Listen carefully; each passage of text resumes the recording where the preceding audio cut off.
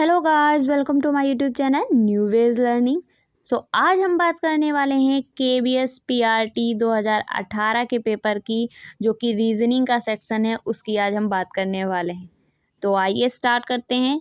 तो हमारा first question से हम स्टार्ट करते हैं। तो हमारा फर्स्ट क्वेश्चन है, किसी 18 सेंटीमीटर, 48 सेंटीमीटर, 16 सेंटीमीटर वाले आकार की सोने की ईंट को पिघलाकर घन की आकृति में परिवर्तित किया गया है। इस नई आकृति की एक भुजा किसके बराबर है? और ये सारे ऑप्शंस दिए हुए हैं, 24 सेंटीमीटर, 12 सेंटीमीटर, 18 सेंटीमीटर, 48 सेंटीमीटर। तो आइए देखते हैं कि ये क्वेश्चन कैसे सॉल्व होगा। तो चलिए देखते हैं। तो यहाँ पे देखिए 18 सेंटीमीटर, 48 सेंटीमीटर और 16 सेंटीमीटर की मापें दे रखी हुई हैं। और ये जो माप होती हैं ये घनाभ के आयतन की होती हैं। मतलब घनाभ का आयतन होता है लंबाई गुणे चौड़ाई गुणे ऊंचाई, जिसे मैंने LBH के उसमें लिख दिया है। L मतलब लंबाई, B मतलब चौड़ाई और H मतलब ऊंचाई। तो यहाँ पर ये मैंने मान लिया है कि लंबाई 18 है और चौड़ाई 48 है और जो ऊंचाई है वो 16 है। अब इन सबको जब हम गुणा कराएंगे तो हमारा 13,824 ये घनाभ का आयतन आ जाएगा। तो अब यहाँ पे देखिए जो घनाभ का आयतन आ गया है, और अब मैंने घनाभ का आयतन लिख लिया है इक्वल टू घन का आयतन होगा।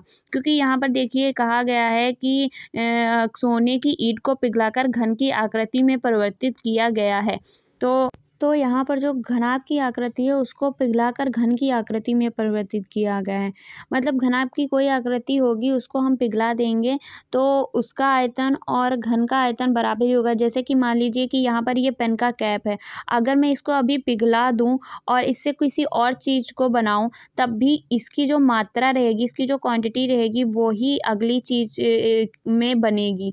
तो मतलब कि इसका आयतन और उसका आयतन सेम ही रहेगा, क्योंकि इसकी मात्रा तो चेंज नहीं होगी। इसी प्रकार से यही क्वेश्चन में कहा गया है कि घनाभ की आकृति को पिघलाकर घन की आकृति में बनाया गया है। इसी तरह से यहाँ पे देखिए कि जब हम घनाभ का, इसका मतलब घनाभ का आयतन बराबर होगा घन का आयतन, क्योंकि इन दोनों की मात्रा बराबर होगी, इसीलिए इसका आयतन बराबर होगा।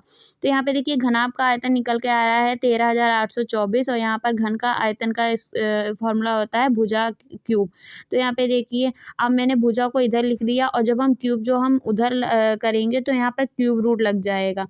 तो ये क्यूब रूट लग जाएगा, तो यहाँ पर ये 13,824 किसका क्यूब है? ये है 24 का क्यूब। तो यानी भुजा हमारी जो आई है वो आई है 24 सेंटीमीटर। तो यहाँ पर 24 सेंटीमीटर भुजा आई है, तो यहाँ पर आंसर सही होगा 24 सेंटीमीटर। तो आइए अब हम नेक्स्ट क्वेश्चन देखते हैं। नेक्स्ट क्वेश्चन है हमारा, यहाँ पे देखिए दो आकृति दी गई है। पहला सर्किल है, सर्किल के अंदर एक ट्रायंगल है और दूसरा आकृति ट्रायंगल है। तो क्वेश्चन है, उपयुक्त दो आकृतियों में कुछ संबंध है, निम्नलिखित आकृतियों में से उस आकृति समुच्चय को चुनिए जिसका यही संबंध है जो उपयुक्त आकृति का है। मतलब कि उपयुक्त आकृति का जो भी संबंध है वो हमें ऑप्शंस में भी बताना है कि ऐसा सेम कौन सा होगा। तो यहाँ पर क्वेश्चन में देखिए, क्वेश्चन में दिया हुआ है सर्कल, सर्कल के अंदर है ट्रायंगल, और यहाँ पे देखिए सेकंड चित्र में जो है वो सर्कल के अंदर जो ट्रायंगल है वो बाहर आ गया है। तो यहाँ पे देखिए फर्स्ट चित्र में कुछ ऐसा ही लग रहा है, ट्रायंगल के अंदर है सर्कल और सेकंड चित्र में सर्कल बाहर आ गया है। तो यहाँ पर देखिए ये बिल्कुल ऊपर की तरह ही है, तो यहाँ पर ये वाला जो आंसर है वो हमारा सही हो जाएगा।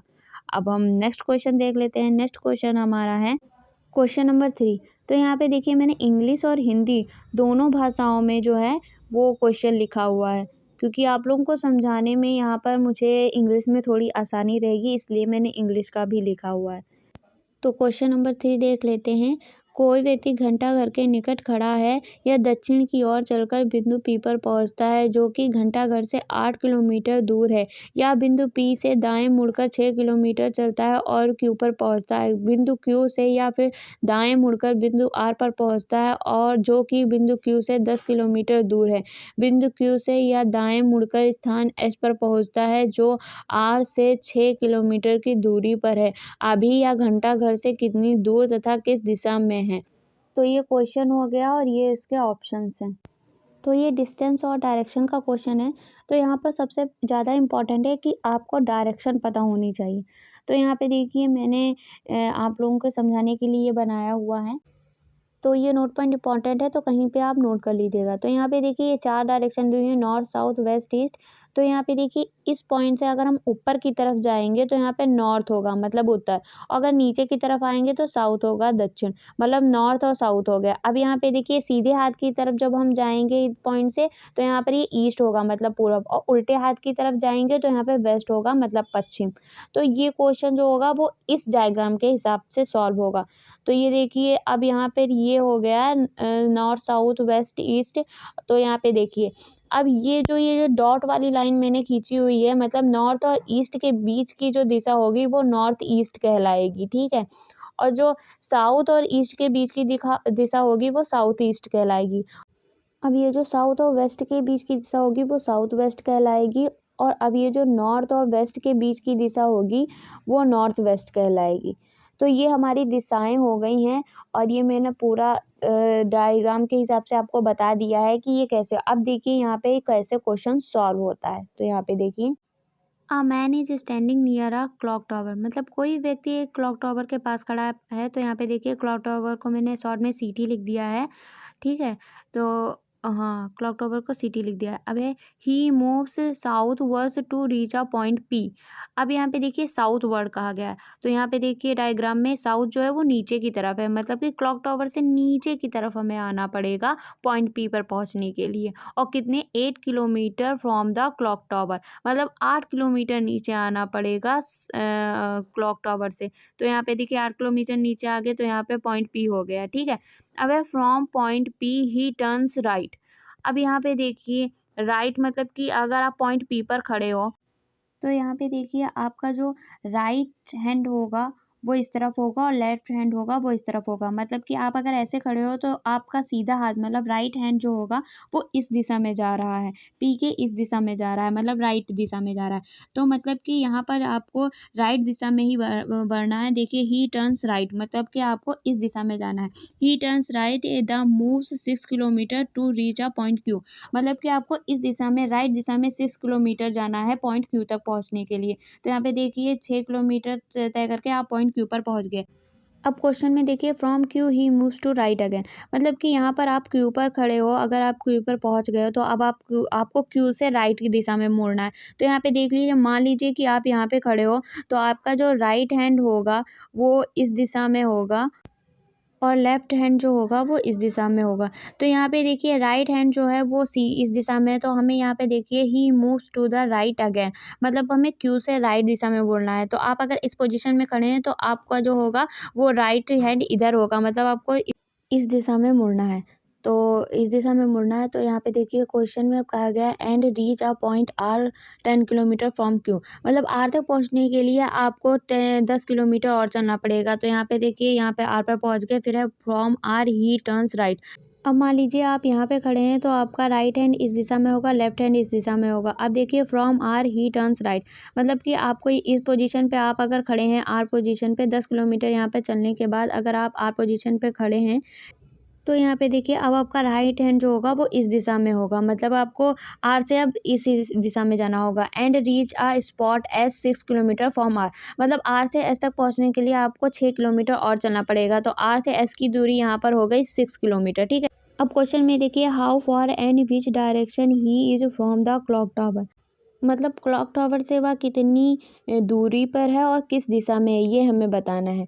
तो यहाँ पे देखिए ये क्लॉक टावर है और वो ऐसे, तो यहाँ पे देखिए अब हम क्लॉक टावर से ये देखिए अगर हम सीधी रेखा ड्रॉ करेंगे सामान में तो यहाँ पे देखिए ये जो है ये इतनी जो होगी वो 8 किलोमीटर होगी। जब बराबरी में लाइन खींची तो यहाँ पर ये 8 किलोमीटर होगी।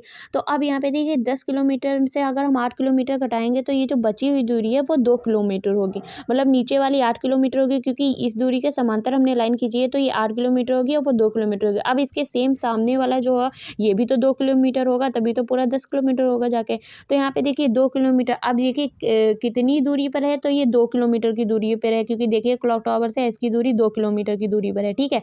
और अब हमें बताना है किस दिशा में। तो यहाँ पे देखिए क्लॉक टावर से किस दिशा में है, तो क्लॉक टावर से देखिए ये ऊपर की तरफ है, ऊपर की तरफ मतलब नॉर्थ की तरफ जा रहा है। तो मतलब कि ये ऊपर की तरफ जा रहा है, नॉर्थ की तरफ जा रहा है, उत्तर की तरफ जा रहा है, इसलिए 2 किलोमीटर नॉर्थ की तरफ की दूरी है इसकी। तो यहाँ पे सही आंसर होगा 2 किलोमीटर नॉर्थ।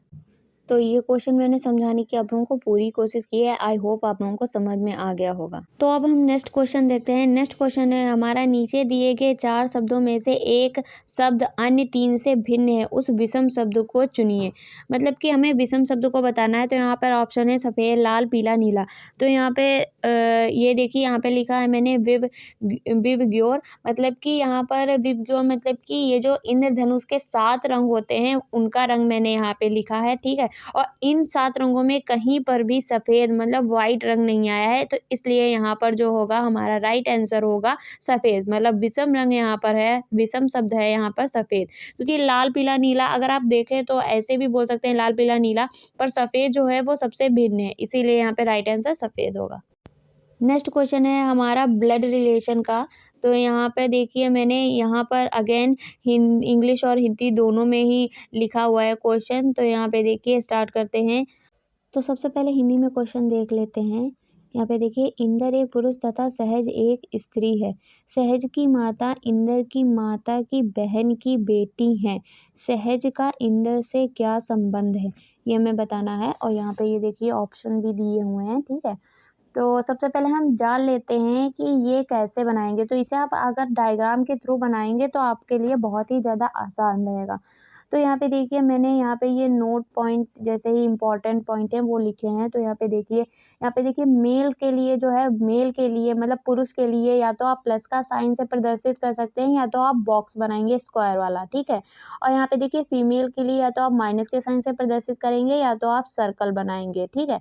तो यहाँ पे देखिए, अब हम स्टार्ट करते हैं। तो यहाँ पे देखिए क्वेश्चन में सबसे पहले हम मान लेते हैं। अगर मानेंगे तो ये क्वेश्चन बहुत ही ज़्यादा आसान लगेगा बनाने में। तो यहाँ पे देखिए, सबसे पहले सहज की माता, माना सहज की माता ए है, ठीक है।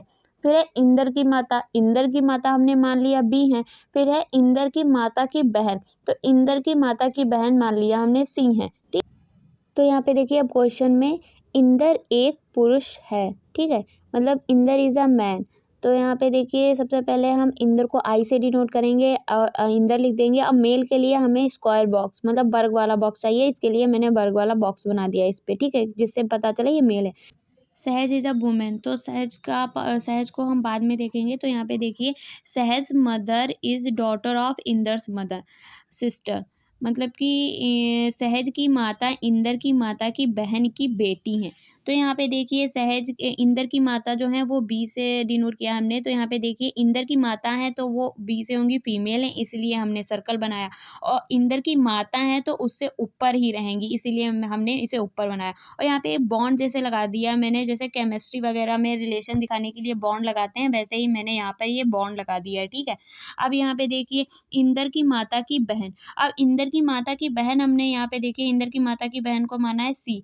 तो यहाँ पे देखिए, अब जो इंदर की माता की बहन सी है तो इनको मतलब इंदर की माता और उनकी बहन वो मतलब कि इंदर की मौसी, तो ये दोनों एक ही जनरेशन के हैं, इसीलिए हमने सेम जनरेशन के में रखा। और यहाँ पे देखिए, ये बॉन्ड लगाया, मतलब वाला एरो लगा दिया। अब बहन और फीमेल है, इसलिए मैंने सर्कल लगा दिया। अब यहाँ पे देखिए, सहज की माता इंदर की माता की बहन की बेटी हैं। मतलब कि बहन की बेटी, मतलब कि सहज की माँ जो है वो इंदर की माता की बहन की बेटी हैं। मतलब सहज की माँ जो है वो इंदर की मौसी की बेटी हैं। तो यहाँ पे देखिए, सहज की माँ को हमने माना ए, तो ए लिख देंगे। और इनकी बेटी हैं इसीलिए ये नीचे आएंगी, और फीमेल हैं इसलिए यहाँ पे सर्कल आएगा, ठीक है। और बेटी है इसलिए नीचे आएँगी। अब यहाँ पे देखिए, सहज जो की माँ है, तो सहज को हमने ऐसे डिनोट किया है, और सहज भी फीमेल है इसीलिए ये नीचे आएगी माँ से अपने, और यहाँ पर भी इसे मैंने सर्कल से डिनोट किया। अब यहाँ पे देखिए, इंदर की माँ और उनकी मौसी ये सेम जनरेशन की हैं, इसीलिए मैंने यहाँ पे एरो लगाया। अब यहाँ पे देखिए, इंदर और सहज की माँ ये देखिए ये सेम जनरेशन में आ रहे हैं यहाँ पे डायग्राम के हिसाब से, इसीलिए मैंने यहाँ पे एरो लगाया। और सहज जो है वो नीचे है। मतलब अब क्वेश्चन कह रहा है, इंदर जो है मतलब सहज का इंदर से क्या संबंध है, मतलब कि सहज इंदर की कौन लगी। तो सहज इंदर की कौन लगी, मतलब कि बहन की बेटी मतलब कि भांजी, ठीक है, भांजी लगी। तो भांजी को हम इंग्लिश में कहते हैं नीस। तो यहाँ पे देखिए, यहाँ पे सही आंसर राइट आंसर होगा नीस। और नीस को भांजी और भतीजी दोनों के लिए जो है वो यूज़ किया जाता है, ठीक है। तो आगे के क्वेश्चन के सॉल्यूशन के लिए नेक्स्ट वीडियो ज़रूर देखें। Thanks for watching.